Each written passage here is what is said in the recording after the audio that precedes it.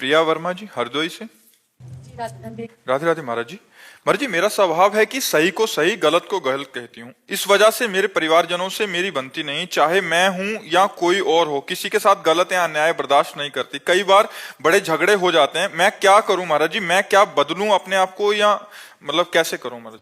नहीं, बदलना तो बिल्कुल नहीं है, पर थोड़ा सा समझना है कि हमको अच्छाई का तो साथ देना है, पर बुराई से वैर नहीं करना है। वैर करना और उदासीन होना अंतर होता है। उदासीन का मतलब होता है निरपेक्ष हो जाना। हम आपसे न मित्रता रखेंगे न शत्रुता रखेंगे। अगर हम वैर करते हैं तो वो गलत था बुराई करके, और हम गलत हो गए वैर करके। बात तो एक ही हो गई ना। वो बुराई कर रहा है और हम बुराई का वैर कर रहे हैं, तो हम भी तो बुरे हो रहे हैं। हमारे अंदर भी तो गलत बात आ रही है। हम झगड़ा किए ना, हम मान लो लड़ाई किए ना, तो ये गलत बात है ना। हमको उपेक्षा कर देनी चाहिए। उसे कहते हैं शास्त्रीय शब्दों में उदासीनता। उदासीनता न मित्रता और न शत्रुता। आपका आचरण है, आप जानिए। बस बहुत कम लोग ऐसे होते हैं जो अच्छाई से चलते हैं, अच्छाई का साथ देते हैं। पर बुराई का त्याग करना है, पर बुराई से झगड़ा नहीं करना। यदि हमने बुराई से झगड़ा किया तो वो बुराई में स्थित है, हम झगड़े में स्थित है। बात तो एक ही हो गई। एक आदमी बुरा कर रहा है और एक आदमी बुरा उसको कह रहा है, तो समय तो दोनों का उसी बुराई में जा रहा है ना। तो अंतर क्या पड़ा? अंतर ये है, यदि हम में सामर्थ्य हो तो हम अपने प्यार के बल से, अपने धर्म के बल से उसकी बुराई दूर कर सके, ना कि बुराई का वैर करें। वैर करना बुराई की निवृत्ति नहीं होगी और बुराई को बढ़ोतरी होगी। जब हम बुरे आदमी से वैर करते हैं तो और बुरा बन जाता है वो। और जब हम बुराई को प्यार दें, बुराई को सहन करें, तो ये सहनशीलता उसकी बुराई को नष्ट कर देगी। ये अध्यात्म है। जैसे एक बार एक नाथ स्वामी गंगा स्नान करके आ रहे थे, तो ऊपर गली के एक विधर्मी का उनका मकान था, तो थूक दिया ऊपर। वो फिर गंगा नहाने गए, फिर थूक दिया, फिर नहाने 100 बार थूका। वो कुछ नहीं बोले, एक बार देखा भी नहीं गंगा स्नान करने। 100वीं बार वो आके चरणों में गिर गया, क्योंकि 100 बार थूका और एक बार भी नहीं देखा, एक बार भी गाली नहीं दिया, एक बार भी नहीं बोले। तो आके हाथ जोड़ा और कहा गलती पड़ गई, मुझे क्षमा करो, मैंने 100 बार आपके ऊपर थूका। तो उनका मेरे ऊपर आपकी कृपा हुई। देखो संतों का स्वभाव, अच्छाई का स्वभाव। मेरे ऊपर आपकी कृपा हुई क्योंकि मैं एक दिन में एक बार गंगा नहाता था और आपकी कृपा से 100 बार गंगा नहाया हूं। इसमें अपराध क्या? वो जिंदगी भर के लिए बुराई छोड़ दी। ऐसे गंभीर संत होते हैं। तो हमें चाहिए, अच्छाई हमारी यही है कि बुराई हमको परास्त ना कर पावे और बुराई से हमारा वैर ना हो पावे। त्याग। महाराज जी, ये कैसे करें? नाम जप। नाम जप करोगे, नाम जप में बहुत सामर्थ्य होती है। जब अपने अंदर साधुता लाएंगे, हम नाम जप करेंगे, तो चाहे स्त्री हो चाहे पुरुष, बराबर भगवान की कृपा सब पर है। तो हमारे ऊपर जब कृपा होगी तो हम ऐसे सहनशील बन जाएंगे। नहीं, वैर करते करते आप देखो, एक शब्द बोली कि अच्छाई छोड़ दूं, कितनी कमजोर हो गई कि आप अच्छाई को छोड़ने के लिए प्रश्न कर दिए। इसलिए अच्छाई छोड़ने वाली चीज नहीं है। आज तो अच्छाई पे लोग चलना नहीं चाहते, पर अच्छाई को अभिमान में ना लाएं, वैर ना करें, भगवान का स्मरण करें और सबको सुख पहुंचाने की चेष्टा करें। यही अच्छाई है। वो अच्छाई ज्यादा अच्छी नहीं है जिसमें हम दूसरों को क्लेश दें, दूसरों से लड़ाई झगड़ा करें कि हम बहुत अच्छे हैं, आप गलत हो। ये ठीक नहीं है। इससे परिवार में लड़ाई झगड़ा होता रहेगा और आप अशांत रहेंगी और आपको अच्छाई से भी घृणा होने लगेगी कि वो अच्छाई किस काम की जिसमें रोज झगड़ा हो। इसलिए सही था। शोभित अग्रवाल जी। राधे राधे। राधे राधे महाराज जी। महाराज जी, अभी कुछ दिन पहले आपने एकांतिक में बताया था कि जब प्रारंभिक अवस्था में आपकी दोनों किडनी खराब हुई, ऐसा पता चला तो आपको आश्रम से निकाल दिया गया और कहा गया कि हम तुम्हारे ठेकेदार हैं। आपने उसी समय अपना सामान उठाया और आश्रम से निकल गए। महाराज जी, वहां से निकलने के बाद आपने क्या किया और आपके जीवन का संघर्ष क्या? हम राधा वल्लभ जी गए और राधा वल्लभ जी से बात की कि कहाँ रहे, क्या करें। 2 घंटा बैठे रहे, क्योंकि हमें विश्वास है कि हमारा बचपन से भगवान के मार्ग में रहना, तो हमने कदम कदम पे भगवान की लीला देखी है, उनकी कृपा देखी है, तो हमें विश्वास है कुछ न कुछ होगा। अगर उन्होंने निकाला है तो किसी न किसी रूप में वो हमारी व्यवस्था करेंगे। अब वृंदावन में हमारा किसी से परिचय नहीं था, 2 घंटा बैठे रहे, आरती हो गई ठाकुर जी की, कोई न संकेत मिला न कोई बात की, तो झोला टांगा बाहर निकले कि फुटपाथ में पड़े रहेंगे। जो ही निकले तो एक संत मिले, तो ऐसे ही राधे राधे करते। तो उनका कहाँ झोला टांगे जा रहे हो, तो बताया। अरे बोले चलो ना हमारे पास एक कमरा एक्स्ट्रा है। तो काली दह में उन्होंने कमरे में रखा। फिर कुछ दिन हुए तो गोस्वामी जी मिले जो राधा वल्लभ जी के हैं, तो उन्होंने कहा कि बाबा आजकल कहाँ रहते हो। तो हमने कहा पाठक बाबा अपने कमरे, आ जाओ ना हितधाम, कुटिया खाली है। बस हितधाम आ गए। तो हमारा जीवन का जो मोड़ हुआ वो हितधाम से हुआ, जो जीवन का हमारा परिवर्तन हुआ वो हितधाम से हुआ।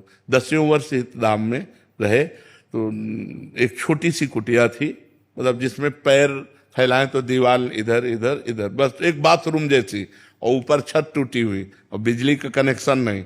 तो जब 10-12 वर्ष हो गए, हमारा चमत्कार और सब हुआ है भगवान का हमारे साथ, मतलब तो हम आश्चर्य माना। तो स्वामिनी कुंज जो बनी थी जिसमें हम सत्संग करते थे, वो सब आपस में मिल करके सब बन गई, हमको पता भी नहीं चला कैसे क्या बन गई।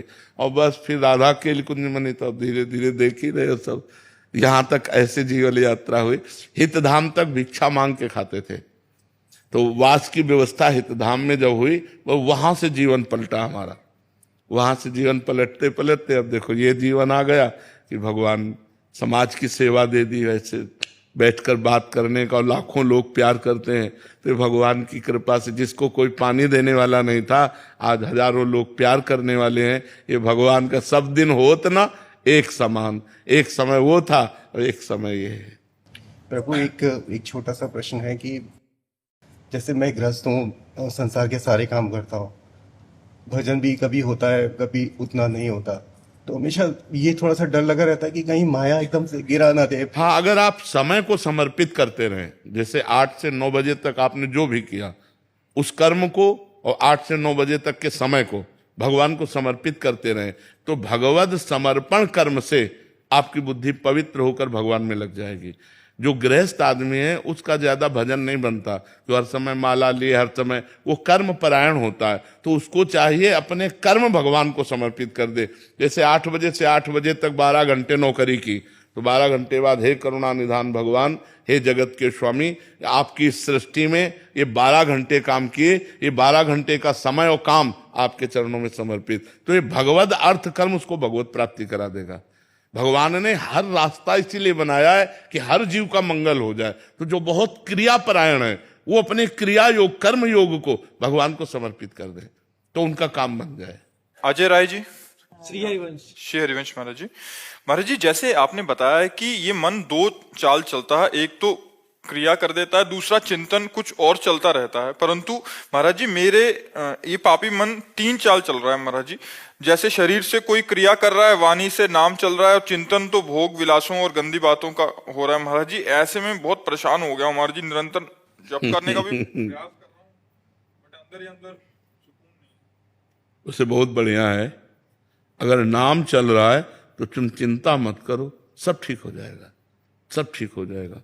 अभी चिंता मत करो। नाम बहुत बड़ी सामर्थ्य है, मतलब गुरु कृपा से नाम में भगवान के अपार सामर्थ्य है।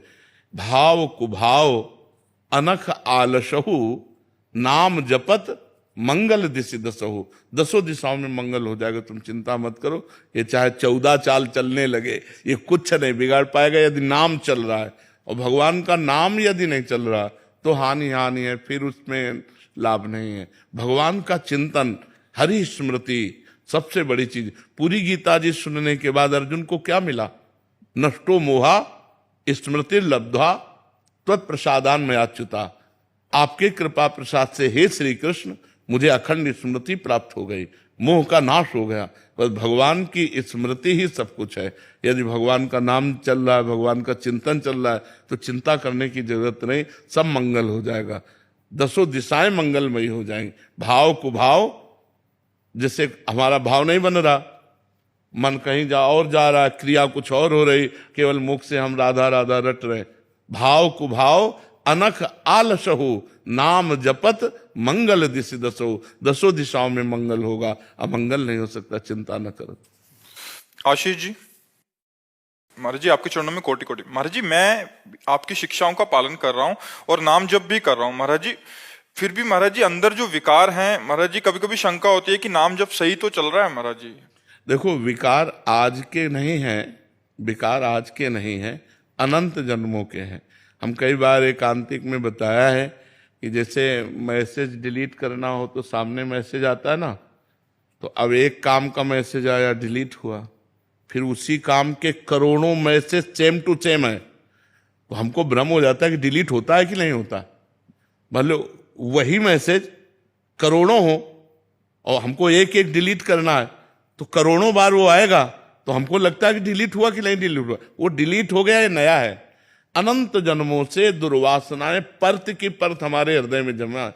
अब जब हम नाम जब शुरू करते तो अब यही जमा है, काम क्रोध लोभ मोह मद मत्सर की, तो वही बार बार जब निकलती तो लगता है यार कब तक बनी रहेंगी, बनी नहीं रह रही, वो निकल रही हैं। जो हमारे अंदर जमा है वो निकल रहा है, मन निर्मल हो रहा है। धैर्य पूर्वक दीर्घ काल निरंतर सत्कार सेवितो दृढ़ भूमि, लंबे समय तक अगर आदर पूर्वक नाम जप किया जाए तो दृढ़ भूमि, हमारे हृदय में सारे विकार जितने हैं वो सब बाहर हो जाएंगे। नहीं तो निर्मल मन होगा ही नहीं, और निर्मल मन हुए बिना भगवान की प्राप्ति नहीं। तो निर्मल मन कैसे होगा? नाम जप से। जितना नाम जप करोगे मन निर्मल हो जाएगा। उमेश पुजारी जी, सातारा महाराष्ट्र से। राधा राधे राधे महाराज जी। महाराज जी, क्या कुसंगति मिल जाना भी पाप का लक्षण है? ये दुर्भाग्य है, हमारा प्रारब्ध जो है वो कुमार्गगामी जो बना रहा है वो पाप प्रेरणा से ही बना रहा है। हमको बचना चाहिए विवेक के द्वारा। अभी सुसंगति कैसे मिलेगी महाराज? भगवान से प्रार्थना करे, बिनु हरि कृपा मिले नहीं संता। भगवान से प्रार्थना करे कि हमें संत संग मिले, हमें अंदर की जो सत्संगति है उसका प्रभाव पड़े, अंदर की कुमति का प्रभाव न पड़े। बुद्धि में दो भाव है, एक कुमति एक सुमति। तो सुमति भी अपना काम करती है, तो हम सुमति के अनुसार चले, कुमति के अनुसार। पाप के प्रभाव से कुसंगति मिल सकती है, लेकिन कुसंगति से बचना ये हमारी बुद्धि विवेक का कार्य है कि हम जानते हैं ये गलत है, तो हमें बचने की चेष्टा करनी चाहिए उस व्यक्ति से, उस वस्तु से, उस स्थान से जो हमें भगवान से विमुख कर दे, धर्म से विमुख कर दे, सतमार्ग से विमुख कर दे। ऐसी कुसंगति से हमें बचना चाहिए। कुसंगति पूर्व प्रारब्ध के वशीभूत मिल सकती है, लेकिन हम विवेक के द्वारा उससे बच सकते हैं। ऐसा नहीं कि वो हमको रौंद डाले। रौंद तभी डालेगी जब हम भगवान का आश्रय नहीं लिए, नाम जप नहीं कर रहे, तो हमारी बुद्धि पवित्र नहीं है, तो फिर वो बुद्धि कुसंगति में बह जाएगी। और को न कुसंगति पाए न साई, राहे न नीच मते चतुराई। कौन ऐसा है जिसको कुसंग मिले और नष्ट ना हो जाए? वो नष्ट भ्रष्ट हो ही जाएगा। वही बच सकता है जो भगवान का आश्रय लिए। सीम की चाप सके को उतासु, बड़ रखवार रमापति जासु। जो रही मुत्तम प्रकृति, का कर सकत कुसंग। चंदन विष व्यापत नहीं, लपटे रहत भुजंग। जो उत्तम स्वभाव धारण करे, उत्तम स्वभाव यही है भगवान का चिंतन करना। संसार का चिंतन करना अधम स्वभाव है, और भगवान का चिंतन करना उत्तम स्वभाव है। तो भगवान के अनेक नाम हैं, जो नाम प्रिय हो उसे निरंतर रटो, तो कुसंगति का प्रभाव, कलयुग का प्रभाव, काम क्रोध आदि का प्रभाव हमारे ऊपर आएगा, पर हमें नष्ट नहीं कर पाएगा।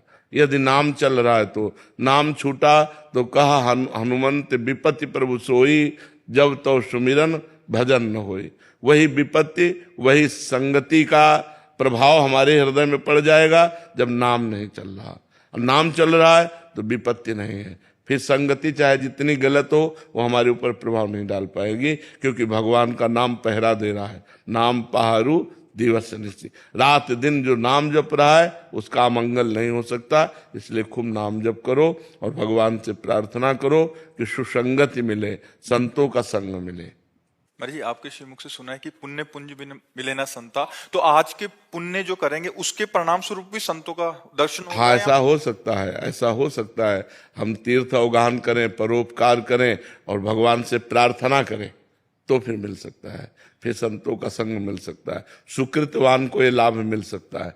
पुण्यवान को जैसे पक्षियों को चुगाते चुगाते कभी हंस आ गए तो चुगाने का अवसर मिल गया, ऐसे ही हम जनरल साधारण सेवा करते करते कभी किसी महापुरुष की सेवा बन गई, हमारा काम बन जाएगा। तो हमारा भाव जब पुण्य अर्जित करने का हो, पाप से रहित जीवन हो, तो संत संग निश्चित मिल जाएगा। पुण्य पुंज बिन मिले ही न संता, ऐसा भी सिद्धांत है। खूब सुकृत करे तो उसके परिणाम से भी संत संग मिल जाता है। मुकेश जी कैलिफोर्निया से। राधे राधे राधे महाराज जी। महाराज जी, आप जी कहते हैं कि हमने अपने मन को समझाना है कि हम कौन हैं। क्या आप जी का तात्पर्य हमसे आत्मा से है जिससे मन को समझाना है? हाँ, या हमको हमसे तात्पर्य हम नहीं, मन को मन समझे ना समझे, आप समझ जाओ, आप अपने आप से समझ जाओ। ये मन से समझना नहीं होता, ये अपने आप से समझना होता है। यही तो कठिन बात है ना ज्ञान मार्ग में। अपने आप से, अपने आप में प्रेम करना है, अपने आप से सब कुछ अलग कर देना है, सब कुछ अलग कर। अंतःकरण आप थोड़ी हो, आप तो अंतःकरण के दृष्टा हो। आप अपने को समझिए।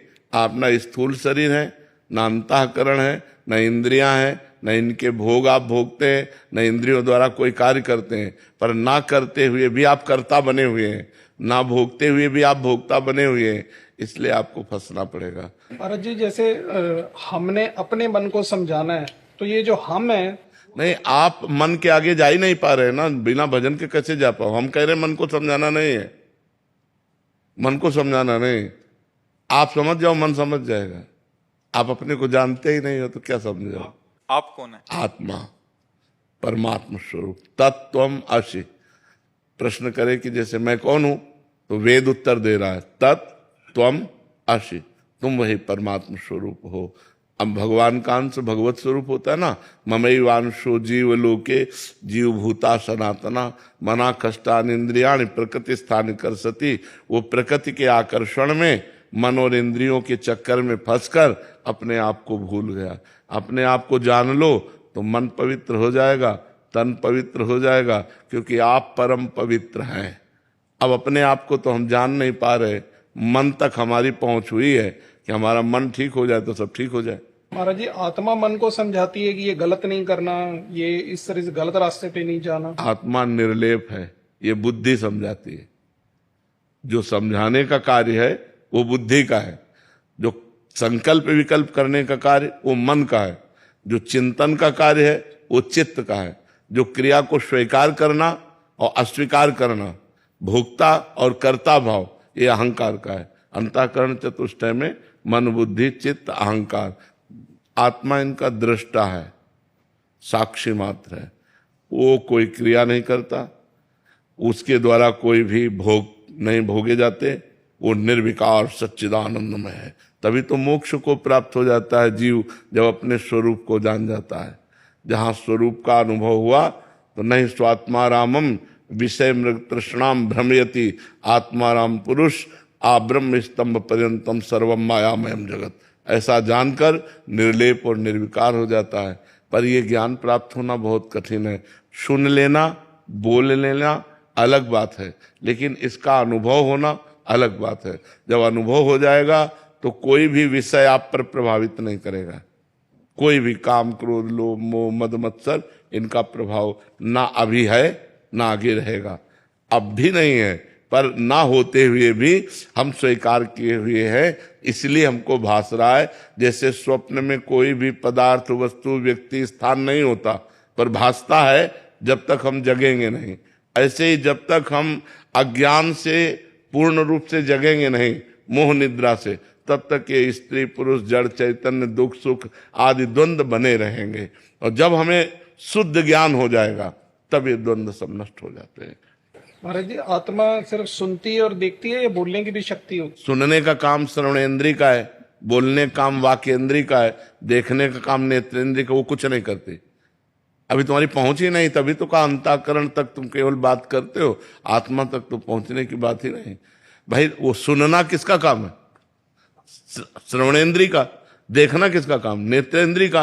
बोलना किसका काम? वाक्येंद्री का। आत्मा इसमें कहा है, समझ रहे हो ना? इसलिए नाम जप करो, पहले नाम जप करो, तब फिर आगे बढ़ पाओगे। अरुणा जी फतेहपुर से। राधे राधे। राधे राधे महाराज जी।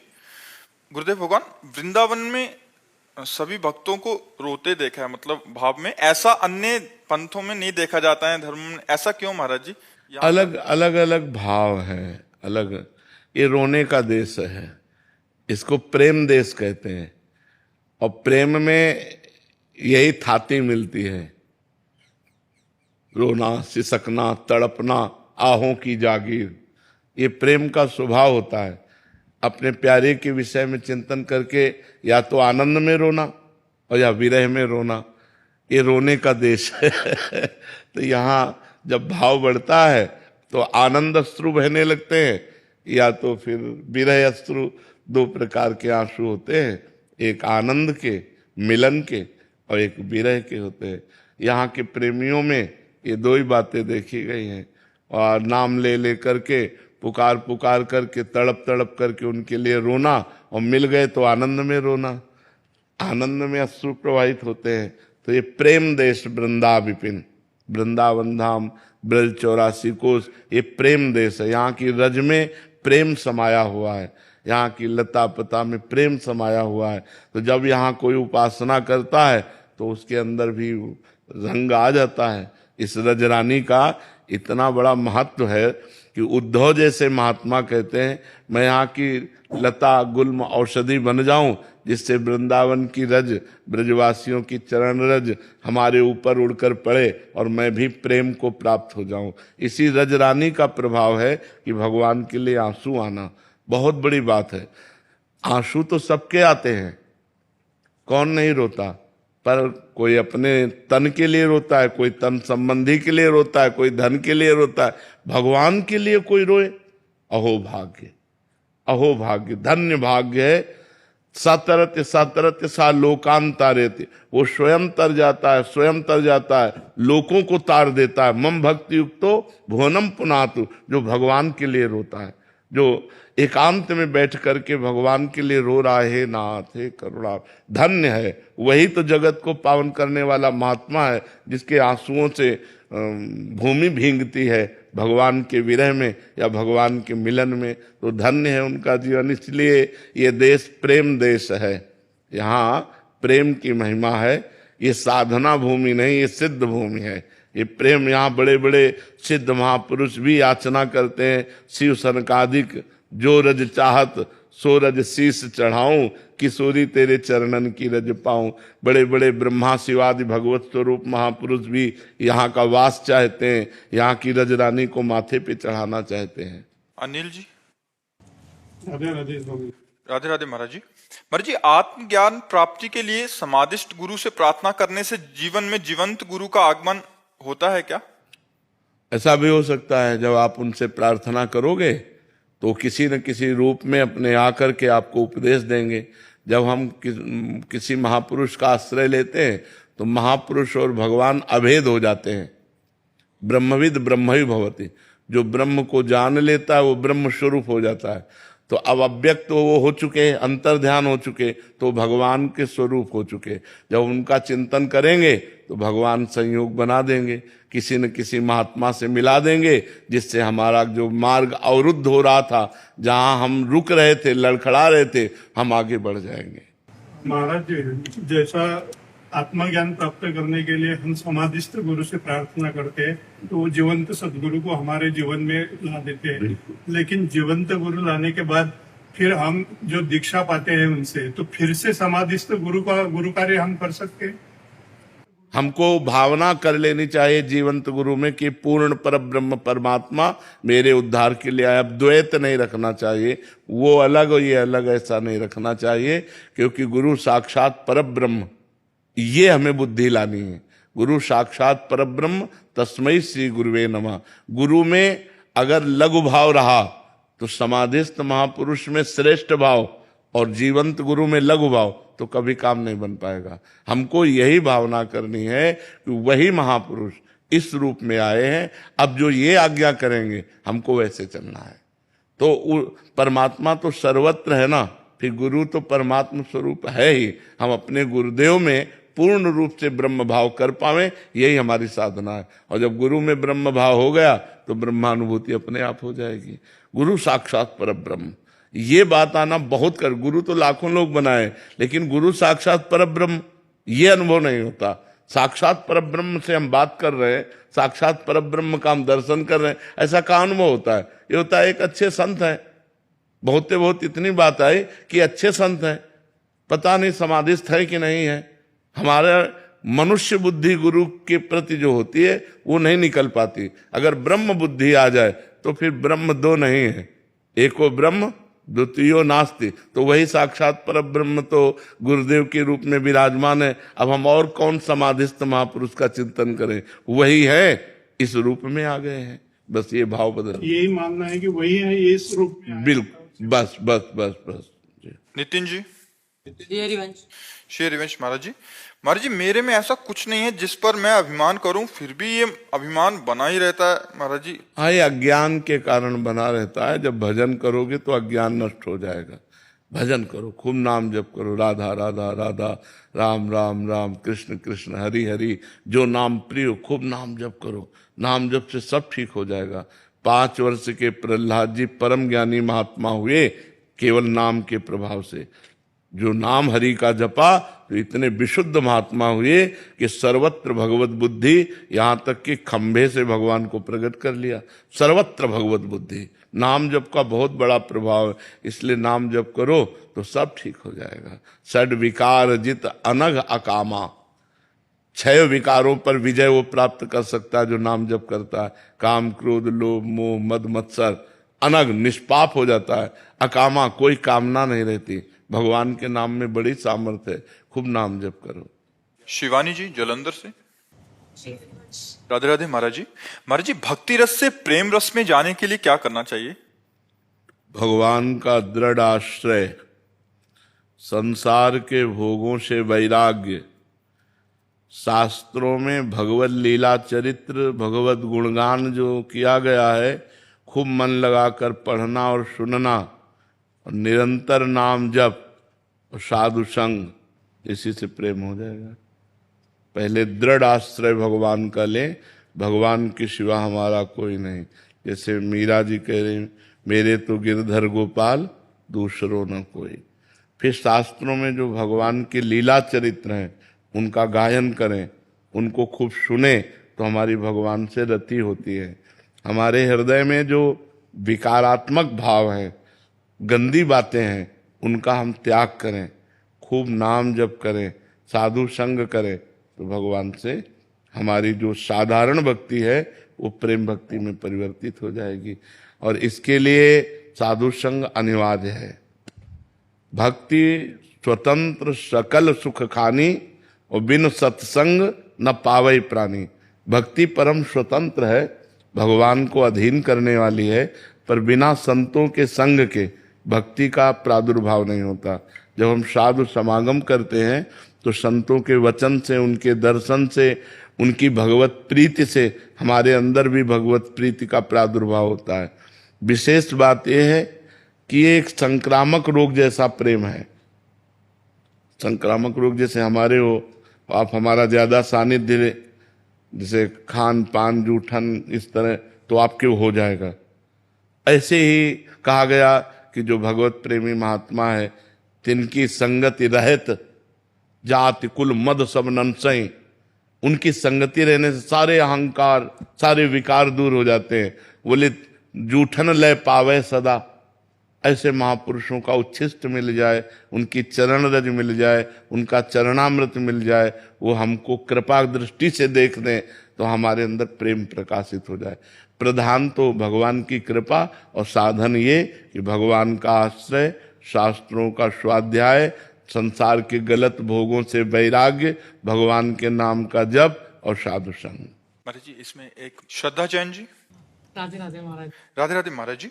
महाराज जी, हम वाकई में अध्यात्म, प्रेम और भक्ति के मार्ग पर चल रहे हैं, ये किन संकेतों से पता चलता है? जब विकारों का हमारे अंदर प्रभाव कम पड़े, कम होने लगे और भगवान का चिंतन अधिक होने लगे और हमारे अंदर सहनशीलता आने लगे। यम ही न व्यथ्यन्ते ते पुरुषम पुरुषर्षभ सम दुखा सुखाधीरम स्वमृतत्वाय कल्पते। सुख और दुख में समान, मान और अपमान में समान। हमारे अंदर जो विकार आया उसको हम सह गए। किसी भी तरह से हमारे अंदर विचलता पैदा न होना, किसी भी तरह से भगवत विस्मरण न होना, हर स्थिति में प्रसन्न रहना, हम अध्यात्म में चल रहे हैं। महाराज जी, अखंड स्मृति का हाँ, भगवान का अखंड स्मरण ही जीवन की बहुत बड़ी संपत्ति है। राधे राधे महाराज जी। महाराज जी, आप कह रहे हैं कि आपने अपनी आत्मा को देखा है और यमदूत के भी दर्शन हुए, एक ऐसी स्थिति आई और अब हमें बड़ी समस्या तो ये हो गई कि आप अलग हो गई, आत्मा अलग हो गई। आत्मा कोई दृश्य है क्या? अभी सुना था कि आपसे बात हुई थी, आत्मा दृष्टा है, साक्षी है। दृश्य पार्थिव होता है, प्राकृतिक होता है। जो हमारी दृष्टि में आता है वो पार्थिव होता है, वो प्राकृतिक होता है, लेकिन दृष्टि को जो पावर दे रहा है वो आत्मा होता है। आपने आत्मा को देखा है, यही घोर अज्ञान की बात है। आप अलग हो गए, आत्मा अलग हो गई। अरे आप ही तो आत्मा है। कि आत्मा को हमने देखा है और यमराज को देखा है, इनको देखा है, उनको देखा है। मृत्यु के बाद में कुछ लोग वापस आते हैं, उसको नियर डेथ एक्सपीरियंस कहते हैं। बहुत कम केसेस में ऐसे होता है। ये सब बकवास की बातें हैं। एक बार यमराज की फांसी में फंसा तो दोबारा छूटने की ताकत नहीं होती। वहां चूक थोड़ी होती है। रमेश नाम के लाखों आदमी हो सकते हैं विश्व में, तो बोले रमेश की मृत्यु होनी है, तो ऐसा थोड़ी है कि अब यमदूत जो है घूमे कि भैया तुम रमेश हो कि तुम रमेश हो। वहां तो एक सेकंड के कम हिस्से में पूरा हिसाब हो गया। उत्तर प्रदेश के अमुक गांव के अमुक कोने में अमुक जगह इतनी आयु, इतना रंग, इतना रूप, एक सेकंड में अंतर्यामी है। एक सेकंड में जाकर के उसका काम तमाम कर दिया। तो वैसी थोड़ी कि उनसे भूल हो सकती है कि यमराज के पास गए, बोले ये रमेश नहीं यार, वो वाला रमेश रहा है। बोले छोड़ो इसे। ऐसा हो, वहां दिन भर झगड़े चलता रहे, ऐसा नहीं है। यदि संत हमारी आत्मा और हम संतों की श्वास,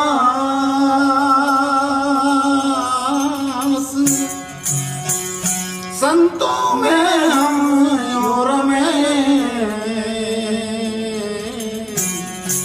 और जो फूलन में वास, तो आग लगी आकाश में, ए जी आग लगी आकाश में, न जल जल पड़े अंगार।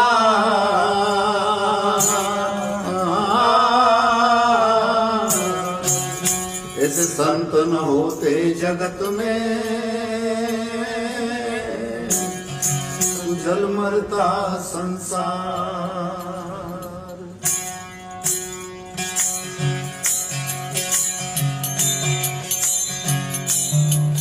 हर संत दुआरे आया री, जोड़े दोनों हाथ।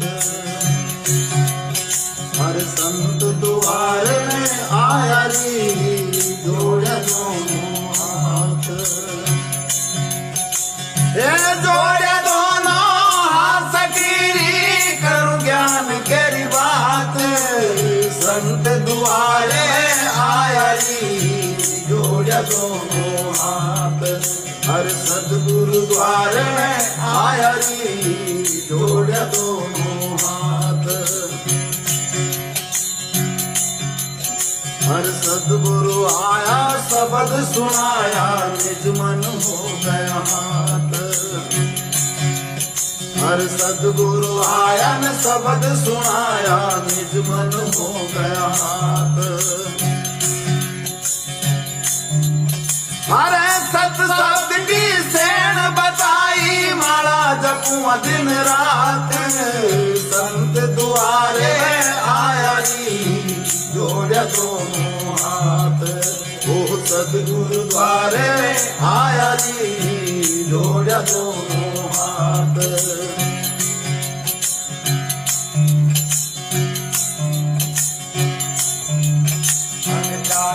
सदगुरु सदा साथ है वाको नहीं कोई घात ऐसे सदगुरु सदा साथ है रे वाको कोई नहीं घात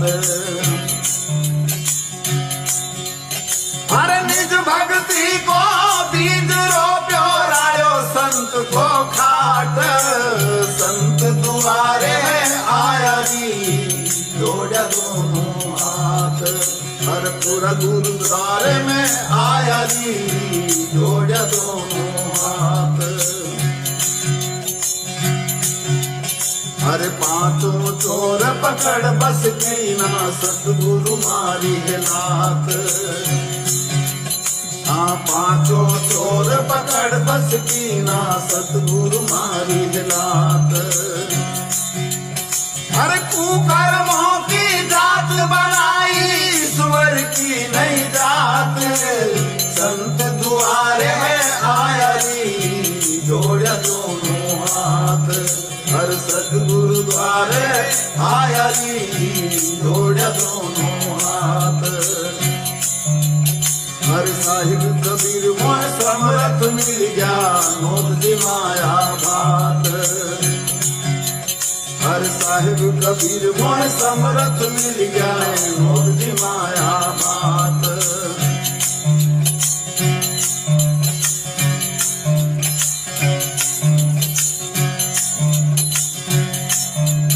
हाँ साहिब कबीर मोह समरथ मिल गया नोद जी माया बात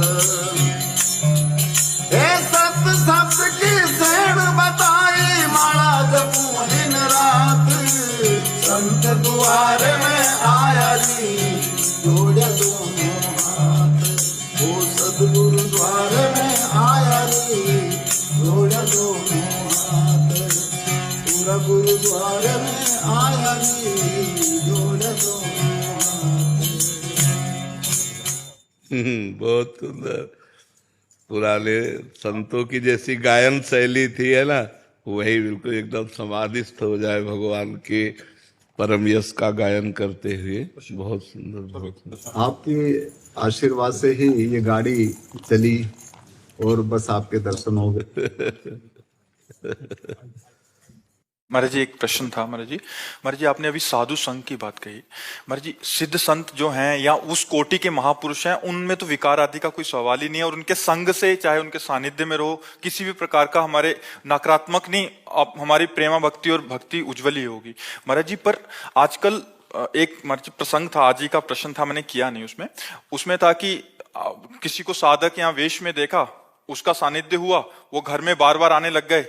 अभी वो घर में बार बार आने लग गए तो फिर संग दोष से पारिवारिक जनों में मतलब कोई संपर्क हो गया, फिर वो नकारात्मक वृत्तियां और फिर एक अश्रद्धा हो गई। महाराज जी ये बहुत बड़े स्तर पे हो रहा है कि हम जान नहीं पाते। महाराज जी हमने जैसे बताया कि उस कोटि के महापुरुषों उसमें तो कोई कमी नहीं, बट साधक कोटि का जो वेश अभी भी धारण किया है। वैसे पहली बात हमें ये ध्यान रखना चाहिए कि हम संत संग करें।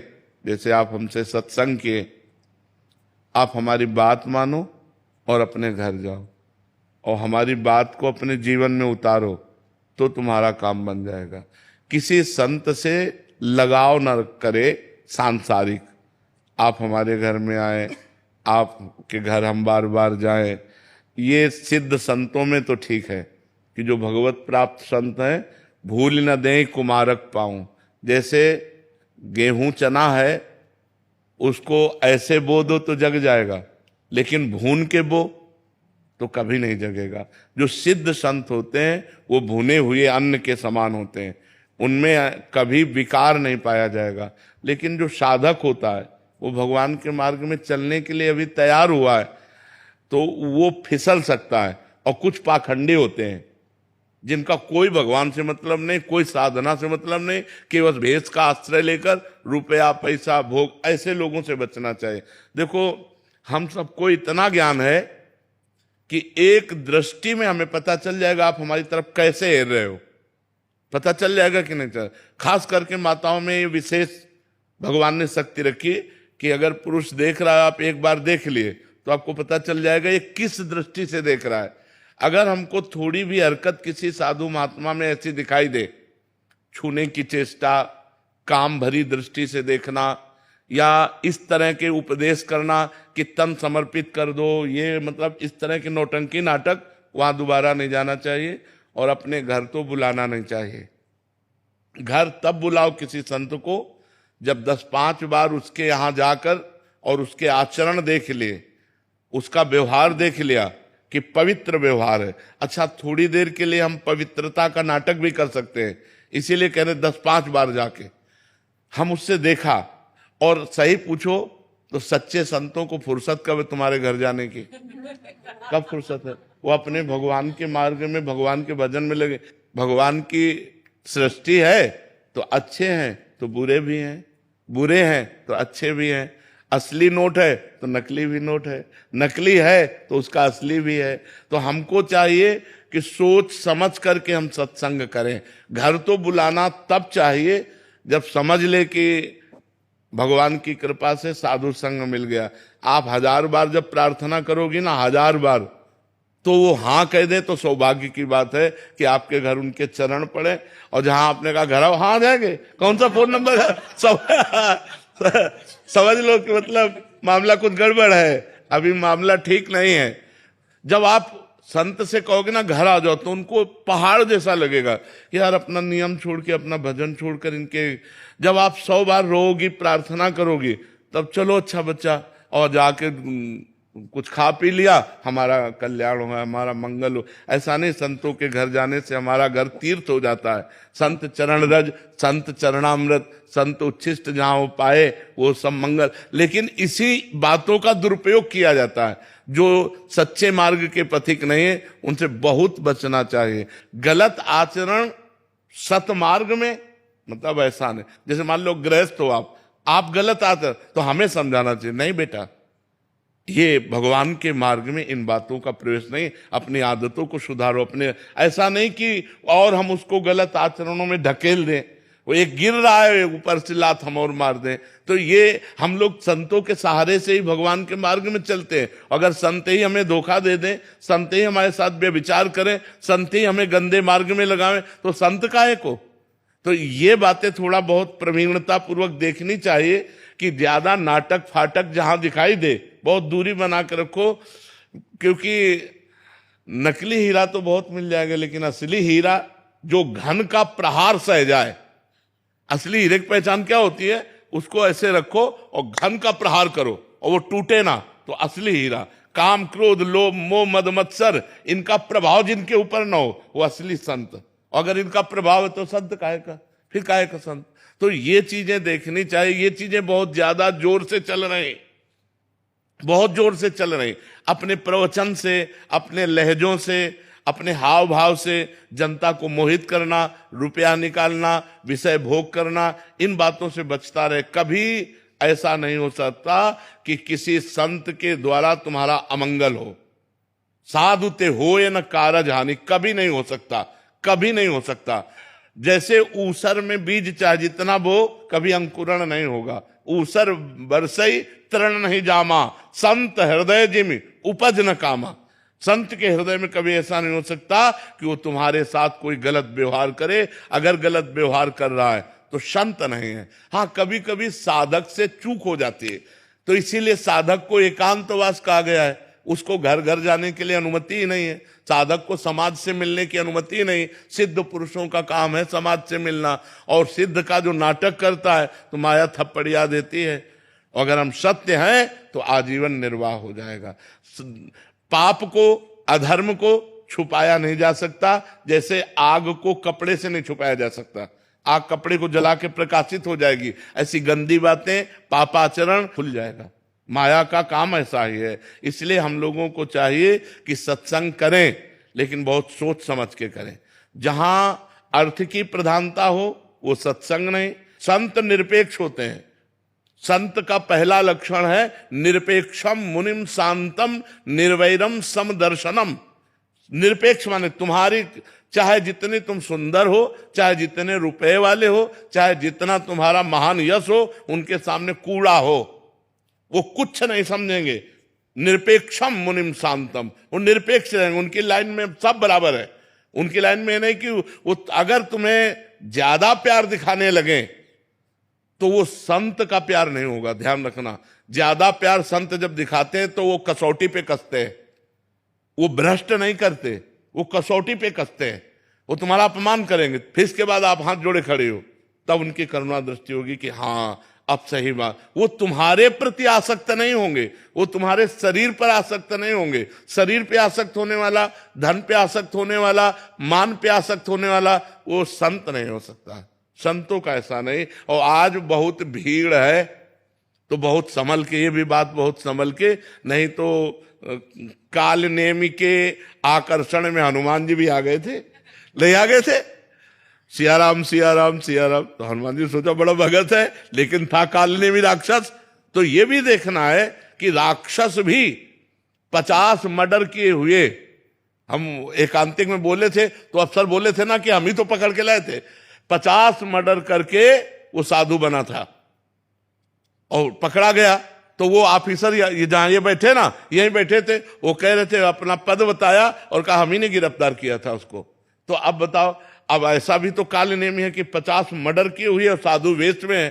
तो हमको थोड़ा सा संभलना है, हमें देखना है, जांच परख करके हमें संग करना है, कहीं सत्संग के रूप में कुसंग ना आ जाए, कहीं सत्संग का भेष लेकर कुसंगति हमारे घर। अब जैसा आप बता रहे हैं कि मान लो साधक घर आना जाना शुरू हुआ तो श्रद्धा भाव प्रकट किया, अब इसके बाद वो किसी से गलत संबंध बना ले तो फिर ऐसा जी। एक इसमें आप जब गुरुजनों से, शास्त्रों से जब संत महिमा का वर्णन सुनते हैं या सुनते हैं कि वेशधारी है, और ऐसी श्रद्धा होनी भी चाहिए महाराज जी, कौन किस रूप में, असली को हम नकली समझ लें फिर अपराध की वृत्ति बन जाती है, और नकली को असली समझ जाएं फिर बाद में ऐसी स्थिति हो जाती है। तो महाराज जी इस स्थिति में प्रारंभिक में कैसे समझें महाराज जी, हम कैसे उससे पहला संकेत? हम पहली बात बता दिया कि माताओं बहनों में या पुरुषों में भगवान ने एक शक्ति दी है नेत्र में, कि हम आपकी तरफ कैसे देखते हैं आपको पता चल जाएगा। पहला यार, हम लोग मनुष्य हैं, कोई पशु थोड़ी है, हमें पता है कि आप हमारी तरफ कैसे देख रहे हो। एक होता है देखने का तरीका, वो देखने का तरीका, वो बोलने का भी एक तरीका होता है। लच्छेदार भाषण दे करके आदमी को फंसाना, तो अपने समझ में आ रहा है कि ये जलेबी फेंक रहा है ये टेढ़ी मेढ़ी जो जलेबी फेंक रहा है, ये फंसाने वाली बात बोल। साधु महात्मा हम कहते हैं कि अपने आप आपको समझ में आएगा, नहीं समझ में आएगा, अपने आप समझ में आएगा सत्य क्या है और सत्य क्या है। असत्य का तो पता चल ही जाता है कि यार नौटंकी नाटक पाखंड कर रहा है, अपने आप समझ में आ जाएगा। हमें, हमारे हृदय में भगवान बैठे हुए हैं, हमारे हृदय में सदगुरु बैठे हुए हैं। हम उनसे पूछे कि सही है कि गलत, तो कह देंगे उठो चलो यहाँ सही नहीं है। और जहां सही होगा तो हृदय शीतल हो जाएगा, हृदय आनंदित हो जाएगा, हमारे दुर्गुण हटने लगेंगे। हमको ऐसा जैसे अपनी माँ से प्यार, ऐसे सदगुरु से प्यार होने लगता है। सदगुरु माँ है, तुम्हें वो माता च पिता तुम्हें वो, गुरुर ब्रह्मा गुरुर विष्णु गुरुर्देव महेश्वरा गुरु साक्षात पर ब्रह्म, वो पर ब्रह्म इस तरह की हरकतें करेगा, इस तरह की बातें करेगा। तो हमको अगर ज्यादा ज्ञान नहीं है तो इतना तो ज्ञान है ही कि ये क्रिया, ये इसके देखने का तरीका, इसकी चेष्टा, तो ये कभी कोई सदगुरु, हम आपको सच्ची कहते हैं, जो सच्चा संत होगा, आप छूने की चेष्टा करें तो आपको डांट देगा, ये बच्चा दूर से रहे। तो कई ऐसे लक्षण होते हैं जिनसे हम पहचान सकते हैं कि ये हमारे साथ गलत व्यवहार कर रहे हैं या सही व्यवहार कर रहे हैं। धन की मांग, तन की मांग, अन्य भोगों की मांग, बिल्कुल कपट पाखंड है, संत नहीं। संत कभी ऐसे नहीं कर सकता, मर चाहे जाए ऐसे नहीं कर सकता, पक्की बात समझ लेना। संत भगवान के पूर्ण आश्रित रहते हैं और भगवान उनका भरण पोषण करते हैं। जो अर्थ की लोलुपता, जो शरीर की लोलुपता, जो भोगों की लोलुपता, वहां पाखंड होता है, दंभ होता है, नाटक होता है, सच्ची भक्ति या साधुता नहीं होती। इसलिए सावधान भी रहिए। बहुत बढ़िया बात है कि हम कहीं फंस करके अपने धर्म को, अपनी मर्यादा को नष्ट न कर दें, क्योंकि बहुत से पाखंडी लोग ऐसे। हम एक संत हमको मिले लाल कपड़े में, तो उस समय हम भिक्षावृत्ति करते थे, तो उन्होंने कहा आप कहाँ भोजन पाते? तो हमने कहा हम तो ब्रजवासियों के घर में मांग के पाते हैं। तो उनका हमको भी बता दीजिए वो घर जहां आप मांग के पाते हैं। तो थोड़ा तो एक गोसाई जी के घर बताया कि हाँ, एक यहाँ 3-4 घर बता दिए। अब 2-4 दिन बाद गोस्वामी जी की पत्नी ने कहा, बाबा इन संत को जानते हो जो तुम लिवा के लाए थे? हम कहा हम नहीं जानते हो। तो कह रहे थे कि हमें भोजन चाहिए। तो बोले बाबा बहुत इनकी गंदी हरकत है, देखने का तरीका और इनका बोलने का तरीका बहुत गंदा है। तो हम कहा बिल्कुल मत दरवाजा खोलिएगा, हमारा कोई परिचय नहीं है। तो भेष हंस का और आचरण बगुले के ऐसा बहुत पाया जाता है। सच्चाई से कोई चलने वाला बिरला होता है। इसलिए सब लोग बहुत सावधान रहिए, सत्संग से कल्याण होता है। अब एक जगह अश्रद्धा हो जाए तो कहो सब जगह अश्रद्धा हो जाए। मान लो एक जगह किसी साधु से हमारी अश्रद्धा हो जाए तो फिर हमारी दृष्टि में सब ऐसे लगने लगेंगे, फिर हमारा जीवन बिगड़ जाएगा। अभी एक बीच में ऐसी हवा चली थी कि संतों के प्रति श्रद्धा ही नहीं रह गई थी। भगवान की कृपा कहो कि पुनः थोड़ा सा एक समाज में फिर जागृति हुई संतों के प्रति, नहीं तो एक जगह से गिरने से लाखों लोगों की श्रद्धाएं नष्ट हो गई थी। संतों से श्रद्धा नष्ट हो गई, शास्त्र में श्रद्धा न रही, गुरु में श्रद्धा न रही, तो फिर सतमार्ग रहा कहाँ? है तो इन्हीं से, शास्त्र से, गुरु से, संतों से, गुरुवाणी से। इसी से तो हमारी जीवन यात्रा अध्यात्म में चलती।